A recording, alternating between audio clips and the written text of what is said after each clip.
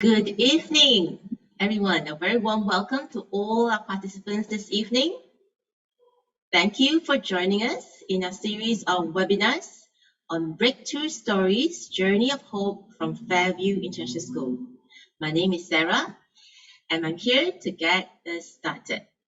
Before we begin, I'd like to explain the meeting etiquette. First of all, I see all you joined the meeting. Thank you for spending your evening with us. We really appreciate if you could mute your microphone, as this would give you a better webinar experience. And please do pay attention to our presenters. As Dr. Vincent has suggested, you could have a pencil and pen ready to take some handy notes and tips. And should you have any questions, do type them in the chat box, and we do hope to take questions along the way. And we really look forward to our session today. So great, and I'm all set to introduce our speakers today. With us this evening, we have Dr. Vincent Chen. He's a medical graduate, a former psychiatry registrar. Over the last 11 years, he taught biology, inspired a science department, led the IB Diploma program at Fairview, and handed over 2 million in scholarships, achieved a cohort average of 37 out of 45 points. He was awarded the Lifetime Achievement Award by Kingsley Strategic Institute for Asia Pacific for Education Excellence in 2021.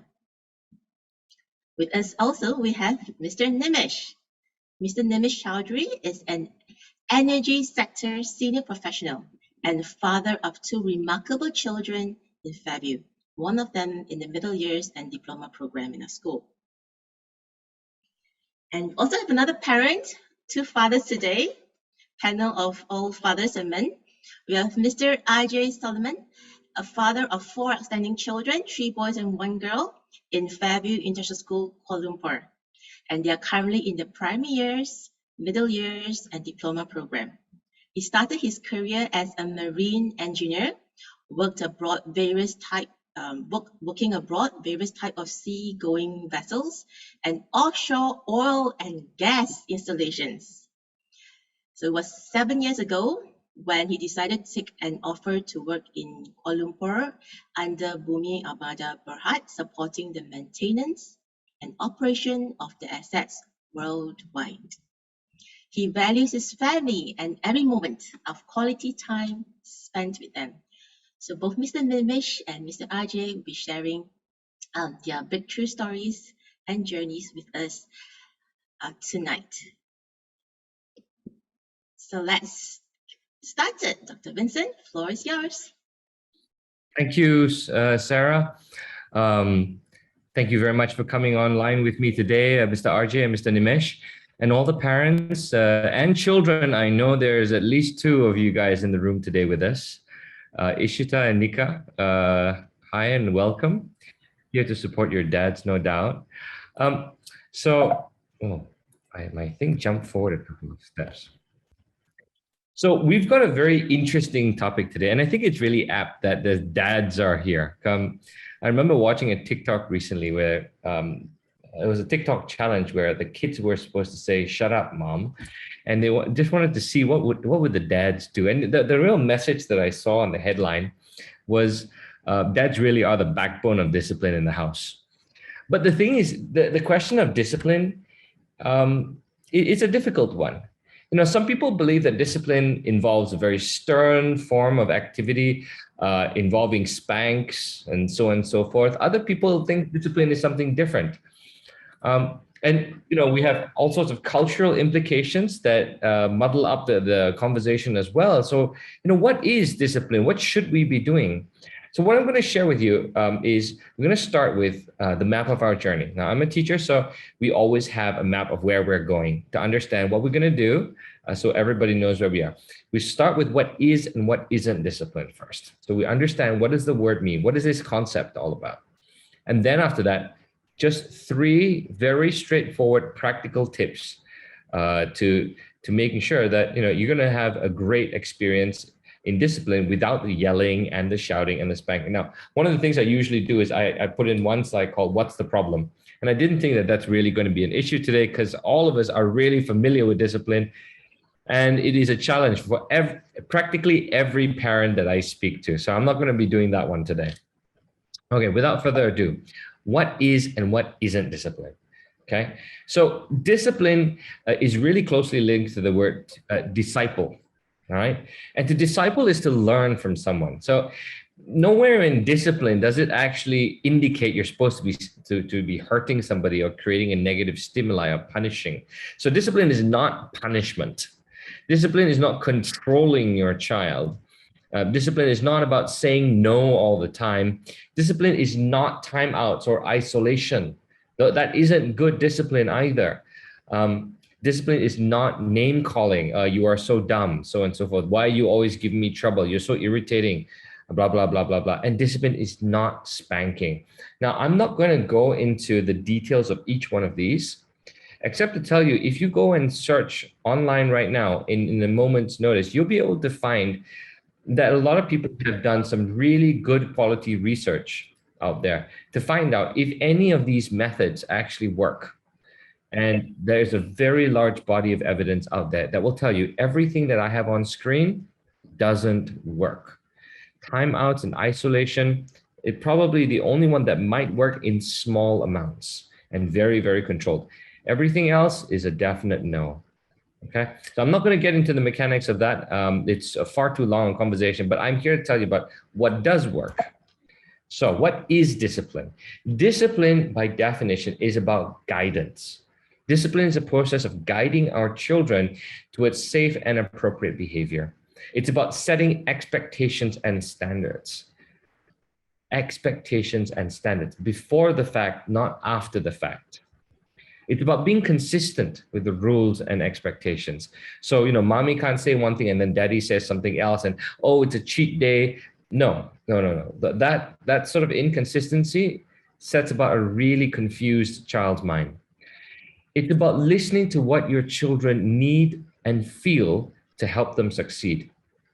Now, I think if I go one back, I put here, discipline is not about controlling your child, okay? Discipline is about listening to what your children need and feel to help them succeed. It's not the other way around.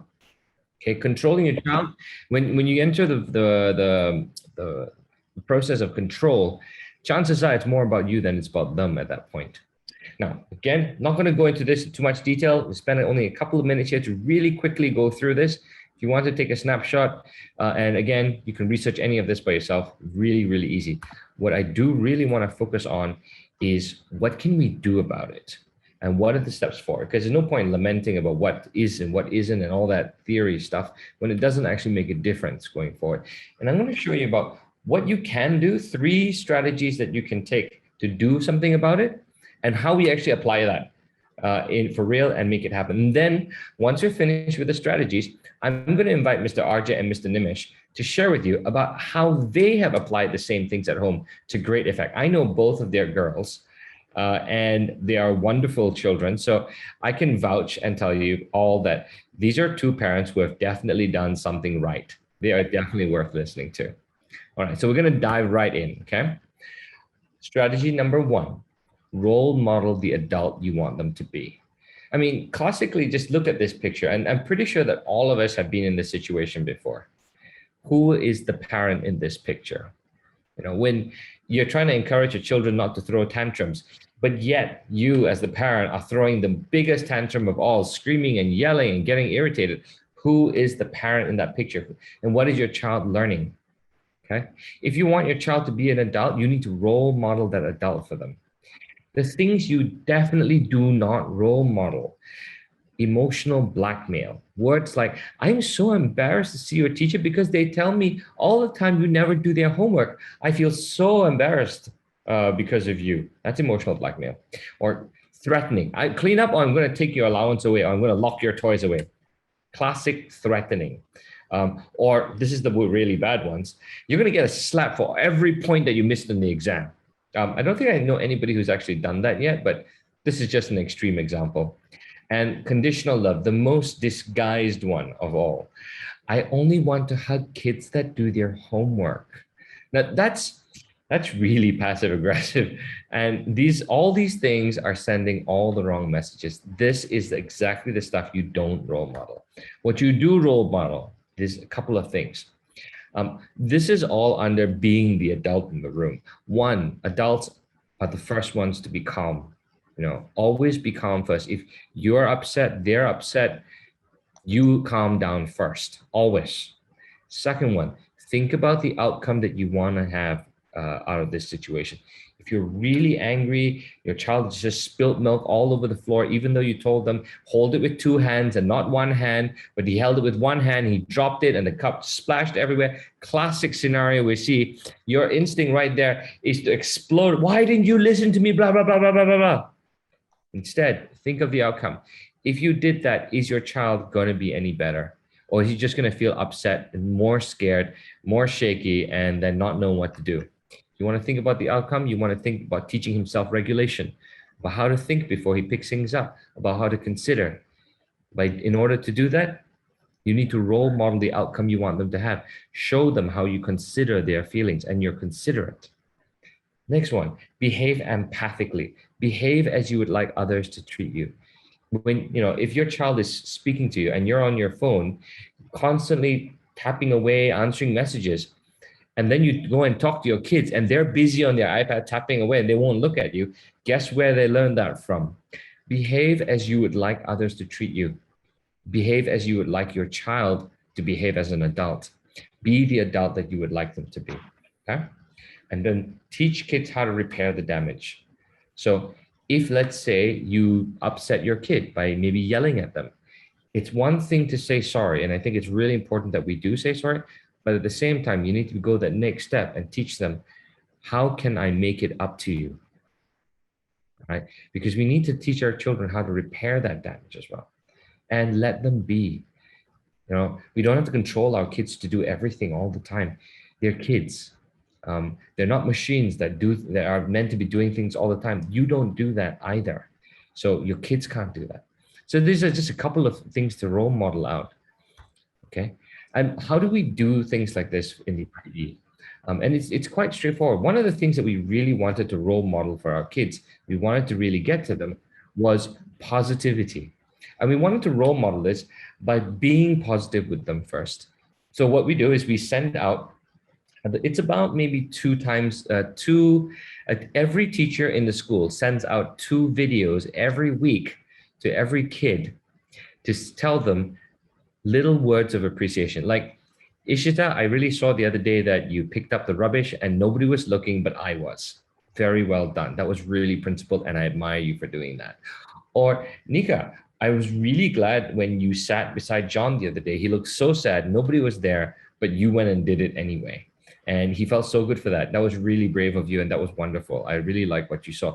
And they send these messages to our kids because our kids need to constantly receive positive messages. And we do it every single week. Last year, I think we gave out something like 400 videos to our kids. And it really changed a lot of their behavior in that process because they saw what the adults were doing. Their language started to change as well. The way that they thought started to change, and they were a lot more appreciative of each other. Okay, the second thing that we can do to really help with discipline, one of the classic things we do is child drops cup, breaks the cups, milk splashes everywhere, and then we go straight into fix-it mode. We say, you should have done this, you should have done that, you should do this, you should do that. We try to teach our kids straight away. What I'd like to encourage you to consider is you need to connect with your child first before trying to teach them anything. And if you're constantly telling them, do that, there isn't very much in the way of connection. You're just yelling at them. So we need to build connection with our kids before they can learn from us. And we call this connection through empathy. So for example, just think of a cup, right? And every child has what we call an emotional cup. And every time your child goes through a really bad experience with you, maybe you corrected them, you told them something was bad, you didn't have time for them, anything. We take something out of the cup at that point. And when the cup is really empty, what happens is you see a lot of behavioral issues. You see isolation, you see yelling, you see tantrums, you see distractedness coming through. When a child's emotional cup is empty, they really can't function very well. But if you fill it up and keep it really filled up, right, then they have a well of strength to draw from. Now, to fill it up, what do you do with them? You play with them, you connect with them, you build their confidence by telling them things about them that you really enjoy. These are the things that build up a child's emotional cup. Other things could be as well. When they win a game, they feel really great. And when they do what they love, like maybe they just want to stare at the grass for a while, go ahead and do that. So connection through empathy is one of the first things that we need to do before we start the discipline process, right? And it's a lot about making sure we connect with our child in a way that they need to be connected to. And it's not that, you know what, I really talked to my kid last week, I don't need to do it this week. I really did this last week, isn't it? No, this emotional cup keeps getting emptied out. And if you don't fill it up for them, then somebody else outside of your family is eventually going to do it for them. And you don't know how that's going to look like. And once you've filled it up for them, then you can draw from that cup when you need to discipline. And some examples of that is, I love you, and the answer is no. Now, when you do that, you can, and the cup is empty, you'll get a temper tantrum flying at you. They'll be yelling and screaming at you, and it's going to go really badly. But when you have a full emotional cup and you tell your child something like that, then there is something to draw from. Because, yeah, my mom showed me that she loved me so much. My cup is full. Maybe you disagree with your child about something about, screen time. I don't think you should be playing with so much screen time, and your child's fighting with you and arguing about that. And you can say things like, I love you and I have faith that we can find a good solution together. But you have a well, that emotional cup well to actually draw from. I really want to share with you this excerpt from the No Drama Discipline book by Dr. Siegel. Highly recommend this book for any parent, okay? And it goes like this. When a child is falling apart or experiencing stress and acting out, and we're really talking about children exploding here, first connect with them on an emotional level that will get to them in that moment. So let's say your 8-year-old, your 9-year-old's in a screaming fit, they're really angry. I don't know, maybe you turned off the Wi-Fi. That usually does it for my kids. And they're going nuts in the room right now. So just pull yourself back and don't go into the control mode. Connect with them. Often that means making physical contact, kneeling down to that level, not standing up tall over them, right? Maybe putting your arm around them and look them right in the eye and find a way to help them calm down without arguing logic or reason.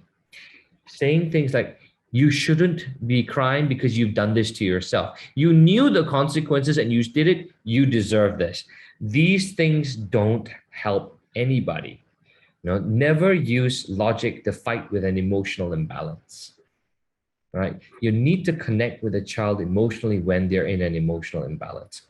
Take a moment to just deal with their emotional state. And some words are like, it feels like you're really sad. I think you're really upset about this. You must be really upset about what I just said. I'm really sorry. Connect with them on an emotional level authentically, not try and convince them logically that they have no right to be sad or angry or frustrated.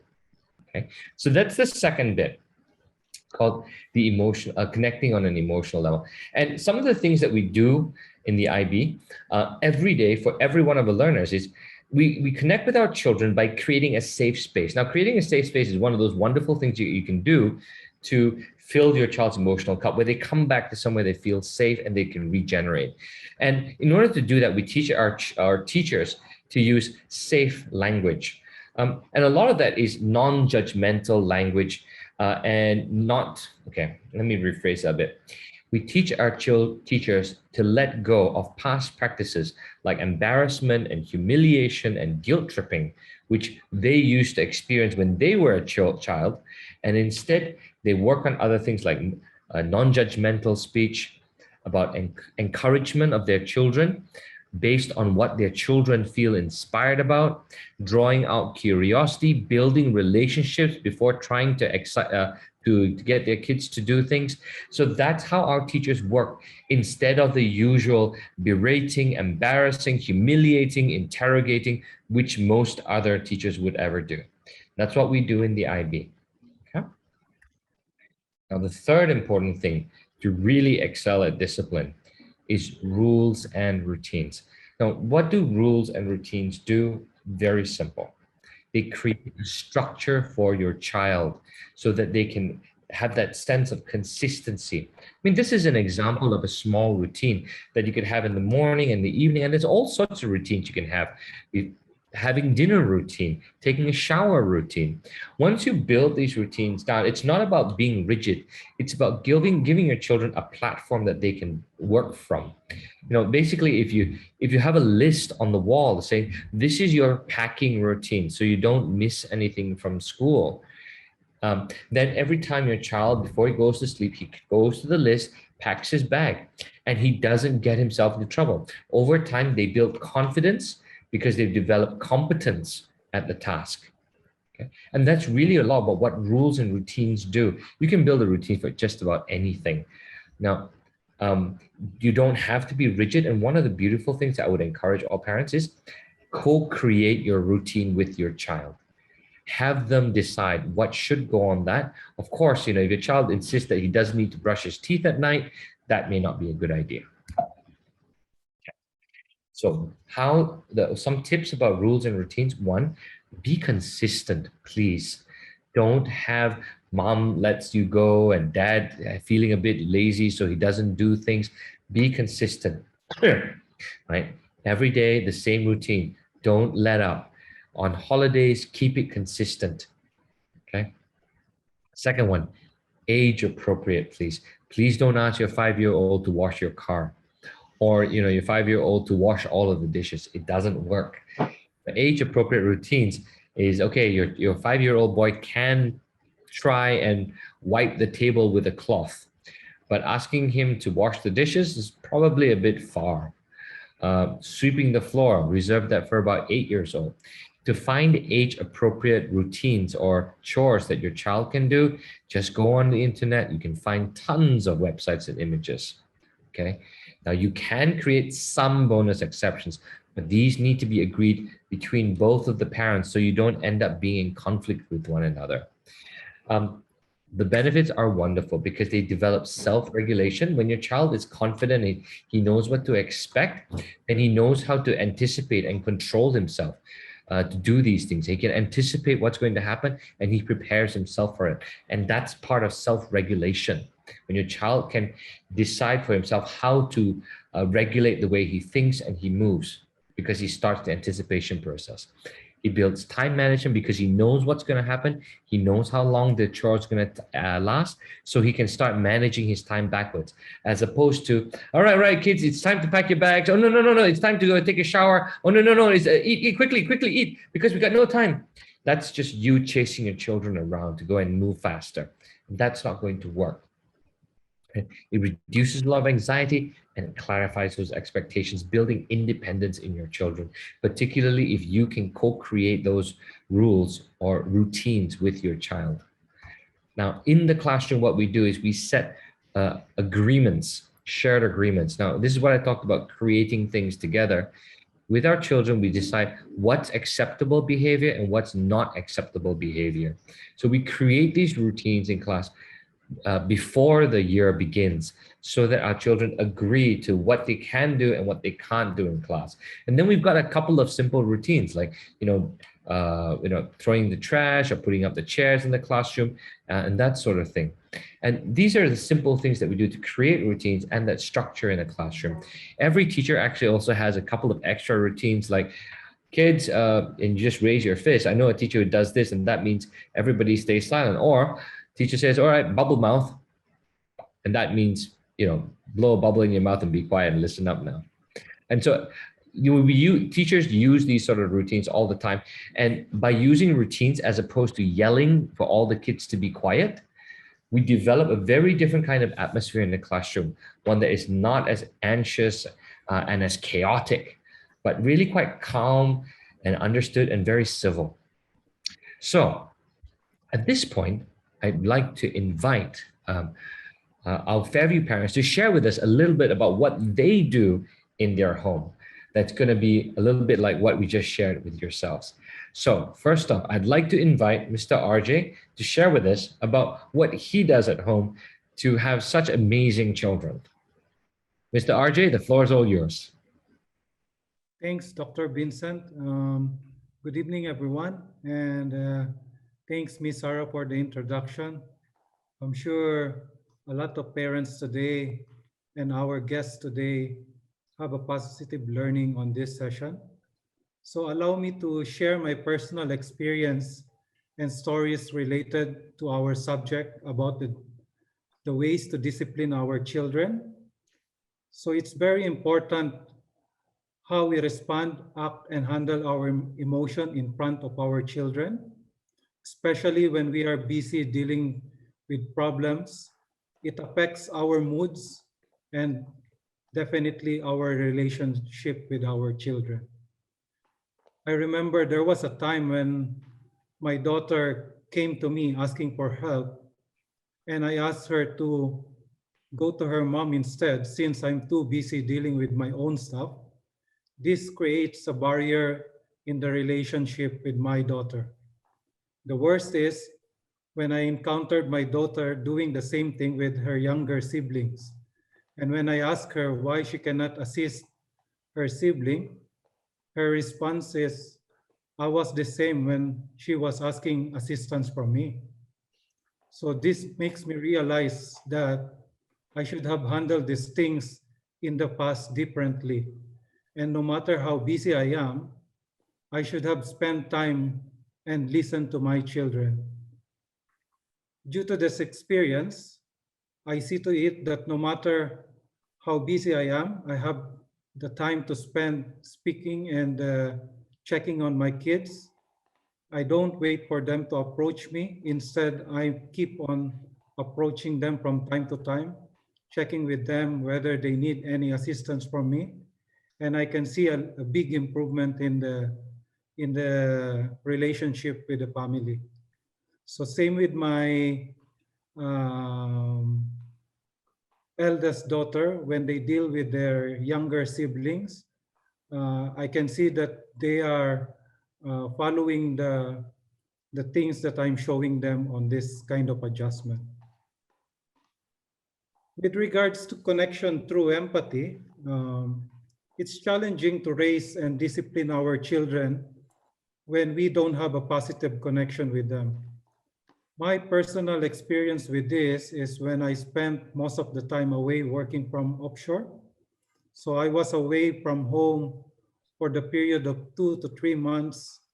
And when the time I was spending my vacation at home, and my wife asked me to talk to my daughter about some issues at school, the way I handled the situation was very poor because I go straight and confronted my daughter and scolded her right away.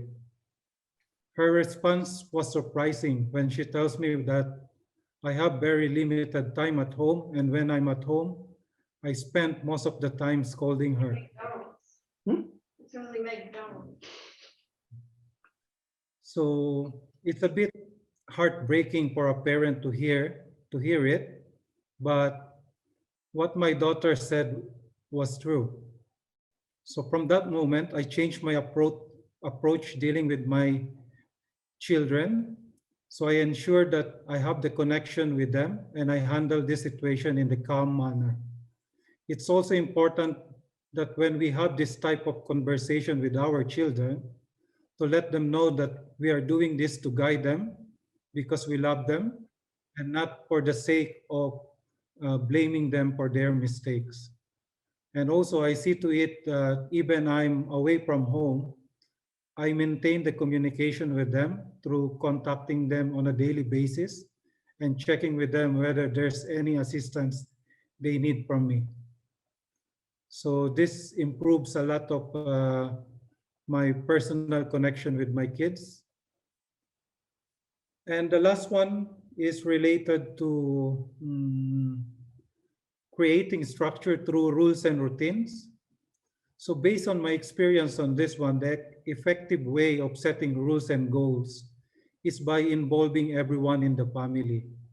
Like when we set limitation to our two younger kids in using their gadget, when we just ask them to just stop using gadget, there is a big drama in the family. There will be a lot of crying and there is a lot of resistance from them. So what we did is I let them suggest the rules in using their gadgets, like let them give some suggestion on how many hours per day they can use it and when is the best time for them to use it. So same with my two eldest daughter. I asked them to be to help with the household chores, but I let them decide on what are the tasks they can assist conveniently with their schedule. So for example, they come up with the idea that on a daily basis during the weekdays, in the evening, they will wash the dishes, and on the weekend, they will do the dishes the whole week, the whole weekend.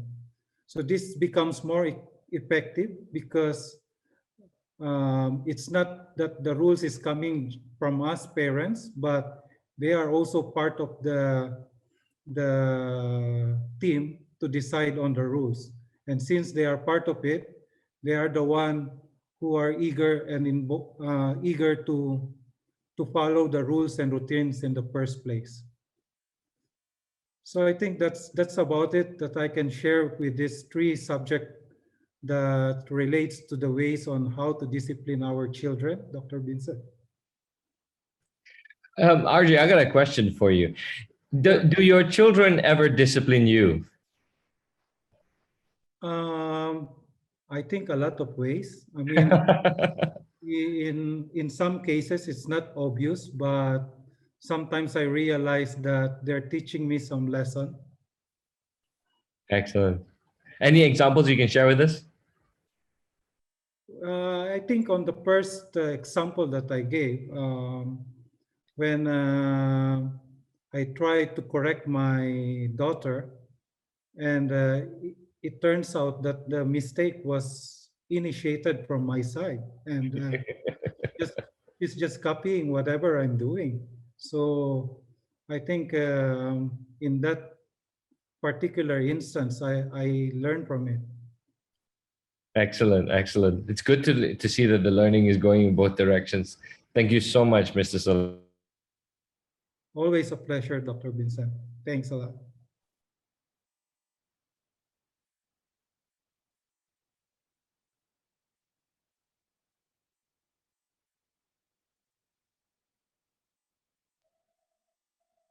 All right, I think Dr. Vincent might have frozen for a moment.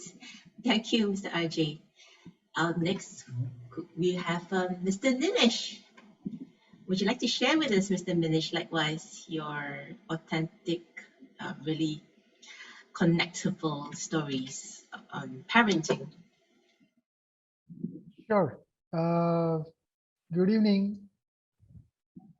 Good evening, Ms. Sarah, and thank you everyone for joining tonight. And thanks to Dr. Vincent and school administration for this opportunity to share my parenting experiences.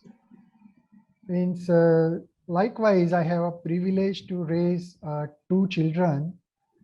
Older one has completed his engineering and is planning for further studies to post-graduation, and younger one is DP student currently at Fairview.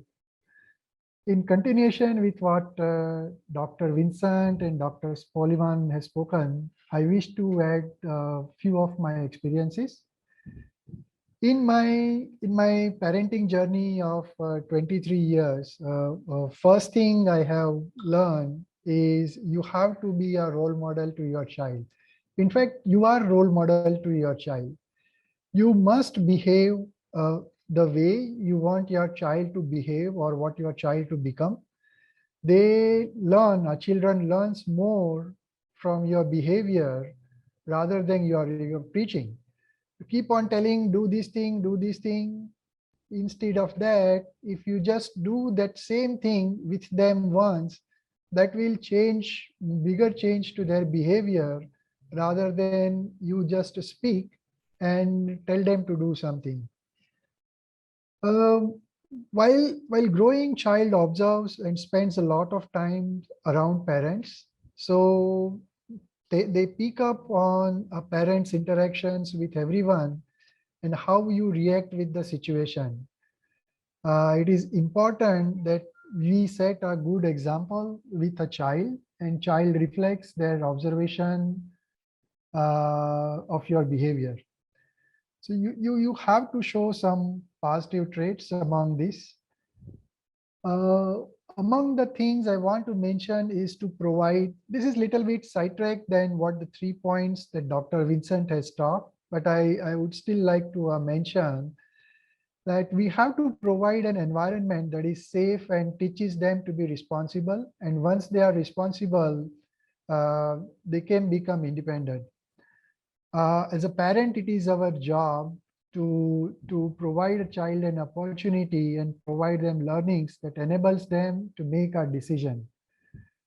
A specific example I would like to tell,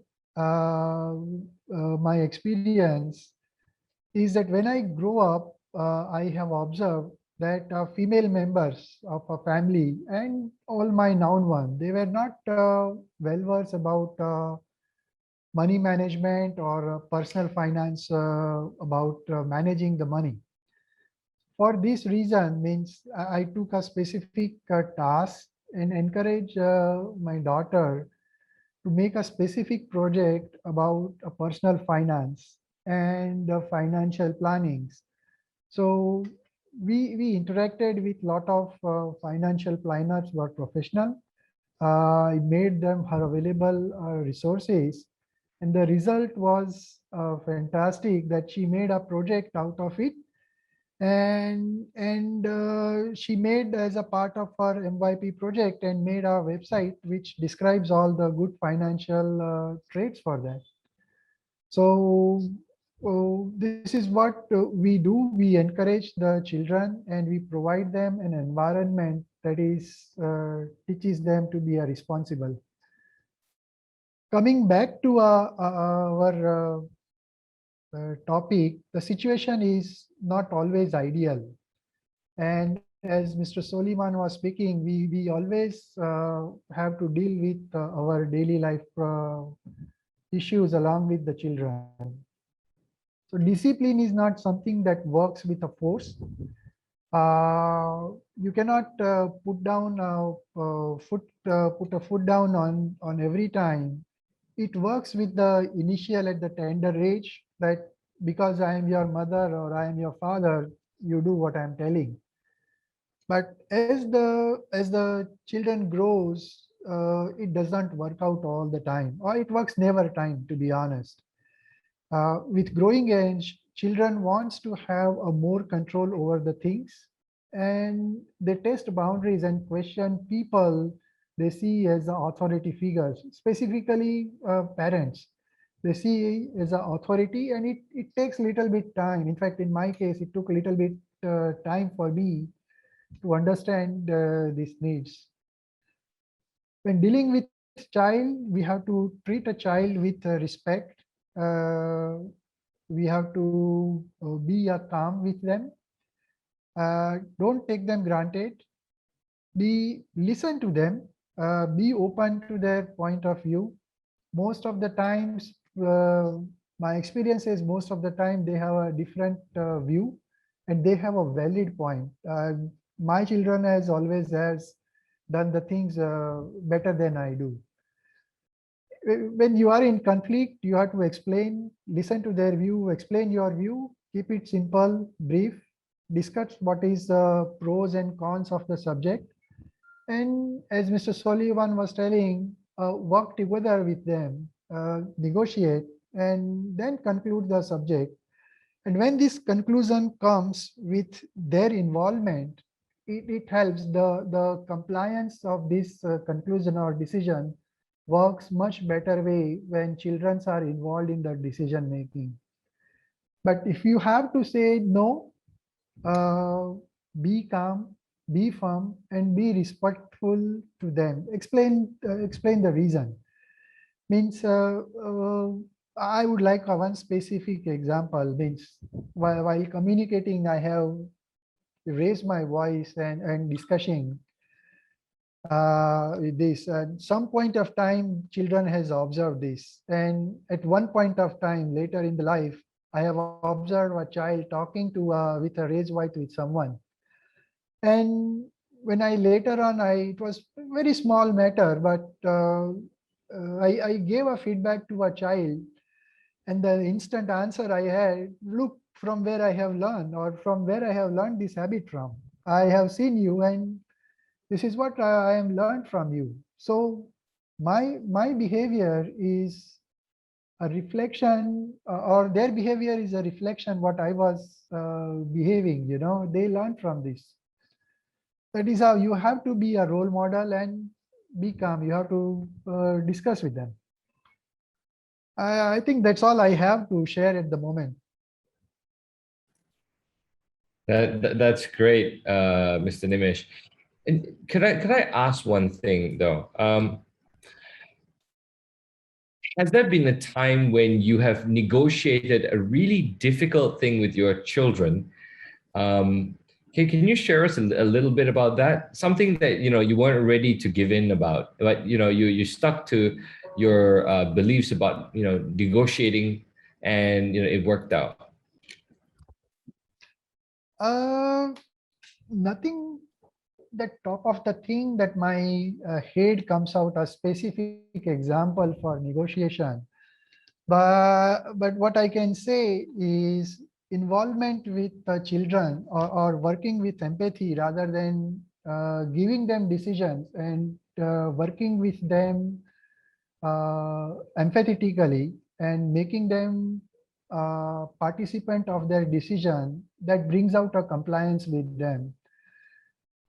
Classic example is doing a house course, or sharing your burden with them, making things them work. Or this, I take it as a preparing them for their future, because as and when child goes away for the higher education and goes for learning, we'll have to prepare them these things, that we have to teach them doing the regular things. And this is what I try to do.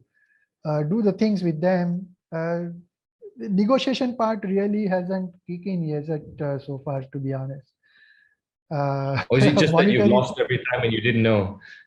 I lost a time. In fact, it has. I have done the negotiation lot of time.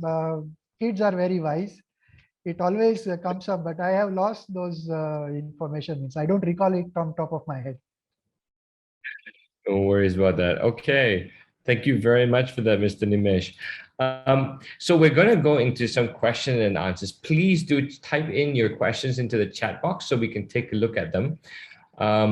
And we're going to get right back to it. But I'm going to share with you a little bit about who we are. So there are some people in our audience today who don't know who Fairview are. There's a couple of guests here with us as well. But in the meantime, as I'm sharing that, please do type in any questions that you want to pose to these two dads. I know both of their children very well. Keisha, Nika, Ishita, the oldest children that I've seen in the diploma program. Nika's in M3 though, not in the DP. That's just Keisha. Are disciplined children in their own way. So there's a lot to be learned from these parents. And please do pop in any questions you have that you'd like them to ask, or share some advice about, or their wisdom, so that we can get right back to it, okay? So I'm just gonna share with you a little bit about who we are. So we're Fairview International School. We are the top 50 global IB school and the top IB school in Malaysia, according to www.ibschools.com. As of 2020. We're also a part of the Council of International Schools. We got Skip 5 stars, and we're also an award winner. We won this Teaching and Learning Awards in the International School Awards for our skill development program. We call that the Toolbox. The kids in the room, you know this as the ATL skills. All right. We also I want to share with you 3 reasons why you need to remember who. 3 reasons that will make it really easy for you to remember what we're all about. 1, we teach the IB pedagogy, and that means we focus on how we teach a lot rather than the obsession of what we teach, which is a very exam-oriented sort of session, or exam-oriented learning style. The second part is we have a whole set of programs under our future-proof program at Fairview. Things like the Fairways Career Guidance Program, the IS Coaching Program, the Port Dixon camps, the expeditions, all of these things to prepare our children so that they will be future-proof or sit another exam. And finally, we have this amazing Everyone's a Musician program, not seen anywhere else, where every one of our children learns one orchestral instrument. And we strongly believe that music, well, there are many things in life that you can't explain through words. And what you can't explain through words, well, that's why we have music. So this is just a little snippet about our IB diploma results. Kisha and Ishita, I'm fully hoping that you're going to contribute to this score as well to do us proud next year. No pressure at all, girls. And 3 reasons why our parents have a lot of faith with us. Our reputation has really benefited our students, and about 60% of our IB diploma students receive partial and full scholarships to go to university. We're also the top IBDP school in 2020, and a recent survey of all of our parents, about 600 parents, showed that 90% of our parents believe that communication with us is frequent, delightful, and relevant. So we communicate with our parents a lot. Okay, so we are going to move into some question and answers. Sukyen, do you have anything for us? Right. Thank you, Dr. Vincent, Mr. R. James, and Nimesh. We have really solid tips there. Can really relate to filling the emotional cup. Let's see. Now, we're still waiting for some questions from parents, but I have some sent in to me earlier. So let me just take them up. Yeah. Okay. Right, parents. So one question here. My child is, my child is very aggressive, and I find it difficult to even speak to him. How do I discipline a child that gets violent or aggressive when I try to discipline them?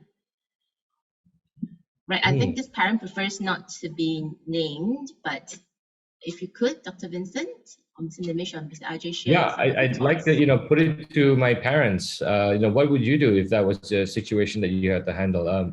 Maybe Mr. RJ, you want to start us off?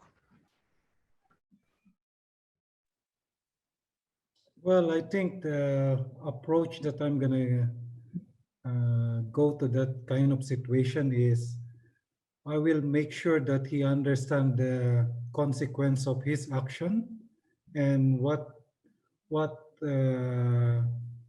is the disadvantage that it can bring him if he continues to do what he's doing. And also, I think it's best also to talk to the child to find out what is the reason why he's doing that thing, and if there's any problem that needs to be addressed in order for him to change his attitude. Thank you, Mr. RJ. How about yourself, Mr. Nimesh? Yes, means a simple thing in what addition to what RJ has said. When the child is aggressive or when he's angry, there is no point talking to him. Just listen to him or stay calm. You cannot argue with him when he's hot or when he's in anger.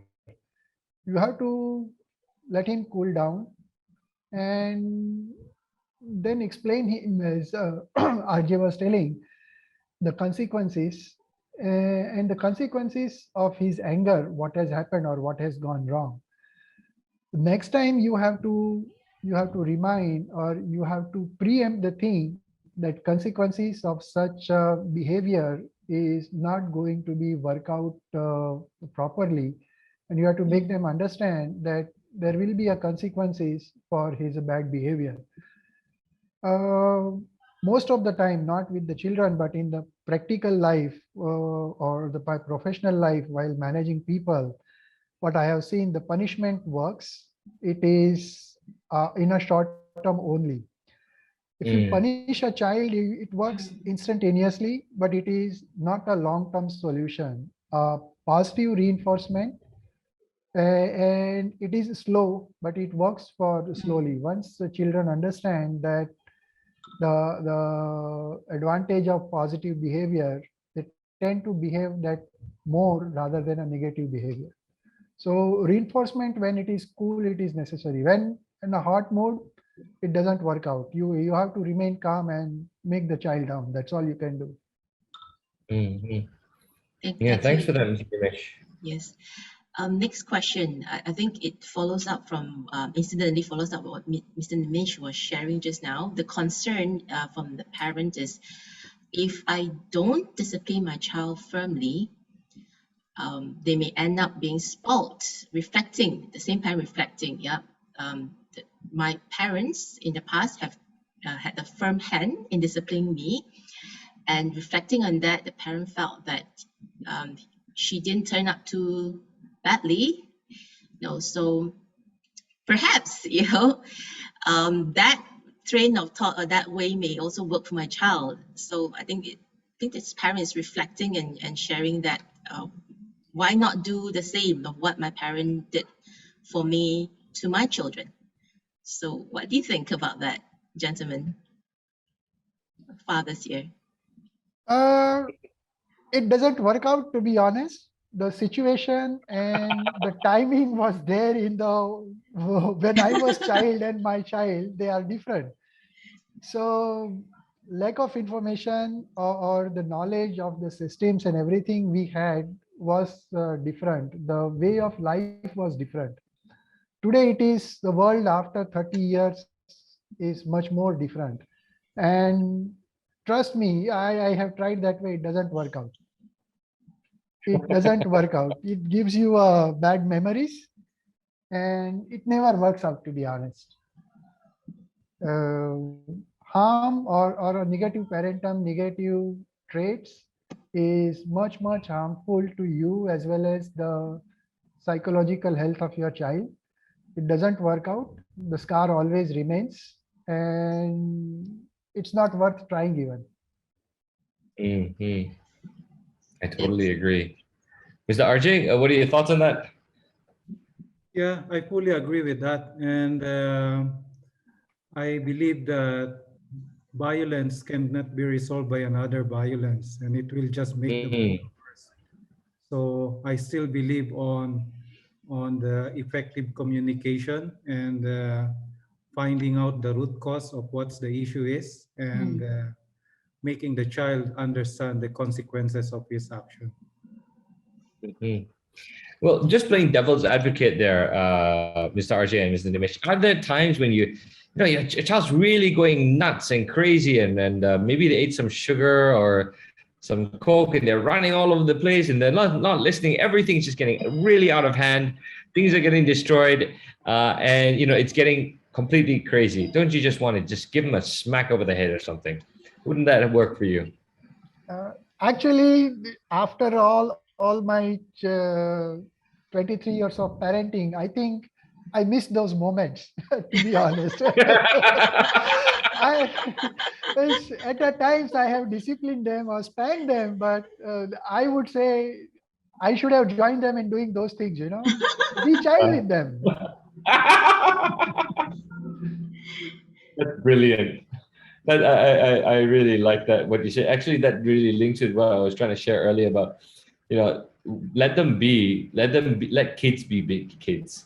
They're meant to go crazy. They're meant to run. I remember talking to a parent who was insisting that his child in the shopping complex walks and not runs.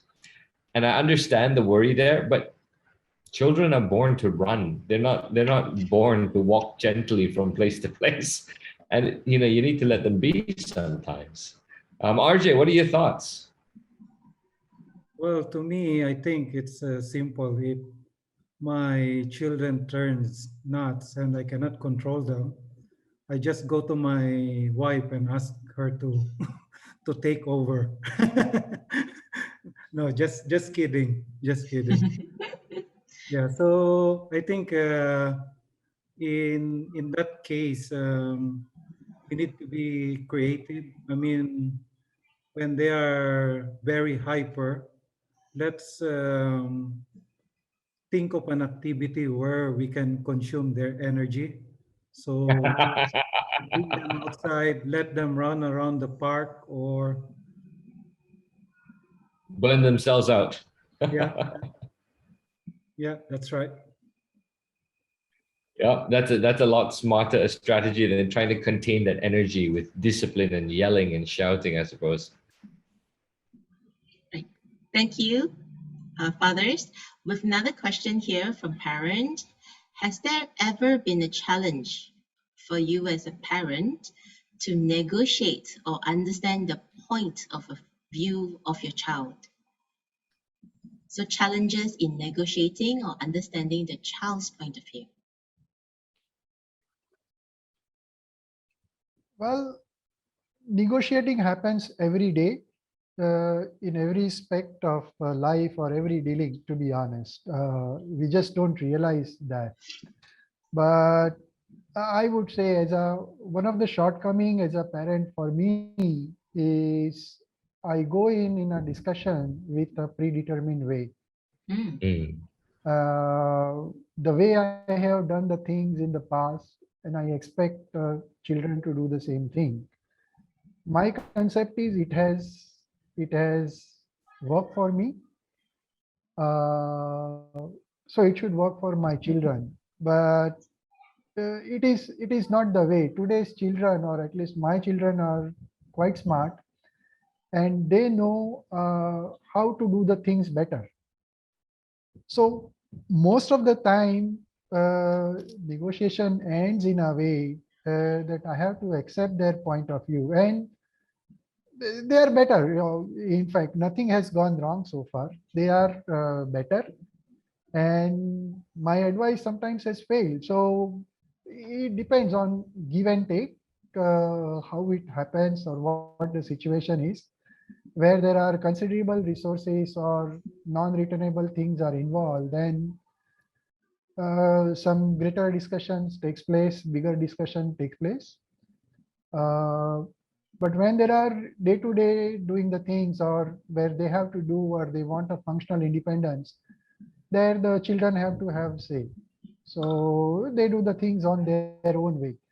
The aim is to have a communication, open communication with them, and ensure that they are safe. This is what I try to do. Else we give them the independence to do the things in their way, ensure their safety, and provide them resources to do the things in their own way. Well, thanks, Mr. Navesh. So it's giving them, it's setting the boundary on how far you negotiate with them. As long as they're safe, you give them the resources to be creative as you negotiate with them. Excellent. Thank you, Mr. Navesh. So, do you want to add anything to that, or Dr. Vincent, for the matter? No, I think this question about, have you ever not been able to understand the point of view of your child? I think for me personally, it's not happened. It may be difficult sometimes, but it's not difficult to appreciate their point of view. You don't have to agree with it. Like my son wants candy, and it's just before dinner time, and I know that he's hungry and he wants candy. I can appreciate that he wants candy. I don't have to agree with it, but I can definitely empathize and I can connect with it. And I can just look at him and say, I get it, you're hungry, right? I'm totally hungry as well. And that brings him down really, really fast. So that would be my way of disciplining my child when he wants to eat candy before dinner. How about yourself, Mr. RJ? Yeah, yeah, it's already fully covered, but yeah, I totally agree that there are times that our children is correct in terms of the the negotiation part. So we have to accept that their way of thinking or their approach is better than us. But as long as they're doing it and it's not gonna get them harm or they are safe, they are welcome to do it. But in terms of like material things, if they want something and for some reason it's something that we cannot give them, uh, what I do is I just make them understand that for this period or in that moment they cannot have it, and even though they don't have it, they're still lucky that the other children compared to other children as well. Got it. Thank you, Mr. RJ. Next question there is by Sachi Yamanaka. I think the parent is still here with us. Would you like to unmute and share your question? Sachi Yamanaka. Hi. Hi. Hi, Nice hi, to meet you. madam. Hi, Sachi. Thank you for. Hi. Nice to meet you. But I'm so sorry, my children having the online classes, so I cannot speak loudly. So, but okay to mute my phone. We can hear you well. It's all right. Or would you prefer that I read out the question for you? Okay. Right. So Ms. Lachi's question is, for example, in playing games, so there are demerits of or probably when a child play games without finishing homework or their studies, there will be certain repercussions. How do Yeah. we help children understand consequences when they are 9 and 12? That's how I interpret the question. Yeah. I think, Ms. Sachi, you're trying to understand how do we convince children or help them understand about the consequences of their actions. Mr. RJ, Mr. Nimesh, both of your children have gone past that point. 9 and 12. Very, very, very far past that point. Mine are Please 7 share and with us 10. wisdom. Yes. So these are valuable tips for me as well. You want to start us off, Mr. Nimesh? Yeah, means honestly, after all these years, I would say that as a parent, I should not have worried for their homework at that time. let the teacher take care of it. Behavior rather than homework, doing the homework, it is more important to have a better habit like self-care and being disciplined or doing the routine things properly on their own is better than doing an academic thing. Academic thing, I would say 15 years onwards or the middle year, 13, 14 years onwards is that it kicks in. But till such age, it is the personal growth or the personal habits are more important rather than playing a handful. Means 9-year kid is a 9-year kid and he is always going to do what it interests him. He doesn't have just an ability to differentiate between a homework and play. For him, what is liking is he's going to do what he's going to do. What he likes, he's going to do. I mean, there is no point in forcing them to do a homework. If he does, it's well and good. Otherwise, uh, let him have good habits, be punctual about time management or self-care at that age. And then study is there for whole life. Even after the age of 51, I am still learning new things, there is no limit to that. No need to spoil that childhood. That's really interesting. Focusing on letting your child be as opposed to chasing after the homework and making sure they're academically perfect. I'm not sure I should be agreeing to it as a educator myself, because I'm the one that's chasing after your kids. But I'm gonna accept that as a dad as well. I totally understand that. Mr. Yeah, I Nimish's know. point is It's, Dr. Vincent will do the chasing so he can be the dad at home. no. You take it wrong way. I know that my children are in good hands. You know, my child is in Yeah. good hands, so I don't worry about it. Thank you, Mr. Nimish. Great point to consider. Yes, I didn't quite think of that, but thank you, Mr. Nimish. Mr. How about RJ. yourself, Mr. RJ? Yeah. Yeah, I think for me, the only thing I can add there is I think we need to balance it. I mean, we don't need to force the children at that age to be focusing simply on the homework or school activities, but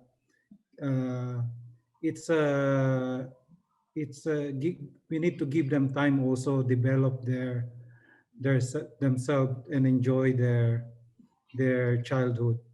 So I think this is where the number 3, which is the create structure through rules and routine, applies, wherein we can involve them in setting up the rules, and instead of us giving them the schedules or routines, ask them what do they want to do and what's the best schedule for them to do their homework and also spend time in playing or doing other stuff.